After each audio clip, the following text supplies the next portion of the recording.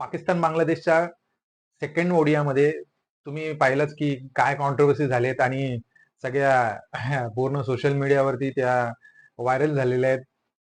झालं असं की मोहम्मद रिझवान आणि सलमान अली आगा हे दोघे जण बॅटिंग करतायत. मोहम्मद रिझवान हा स्ट्रायकर एंडला आहे आणि मेहंदी हसन मिराज हा स्पिन बॉलिंग करतोय.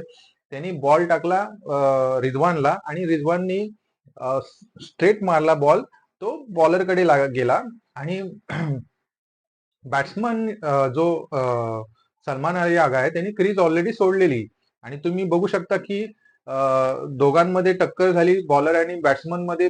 बॅट्समन बॉल उचलायला गेला कारण त्याला बॉल उचलून द्यायचा होता, पण बॉलरनी बॉल त्याला अडवलं आणि बॉल उचलून डायरेक्ट स्टंपला मारला कारण तो क्रीजच्या बाहेर होता.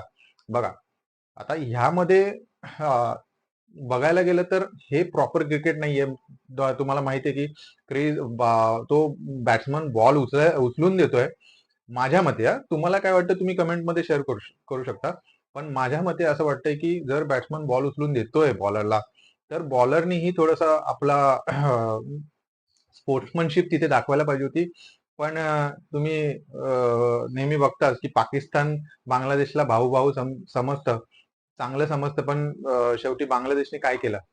पण बांगलादेशच्या साईडनी जर विचार करायला गेला तर त्यांना हे बरोबरच वाटतं कारण त्यांच्या मॅच नंतरच्या प्रेस कॉन्फरन्समध्ये बांगलादेशचे प्लेयरनी क्लिअर सांगितलं की बॉस ही इंटरनॅशनल मॅच आहे, हे काय चॅरिटी मॅच नाहीये. तर वी अ प्लेयर एका मॅचच्या हिशोबाने आम्ही जे करायचं ते बरोबर केलेलं, आमच्या बाजूनी सगळं बरोबर आहे.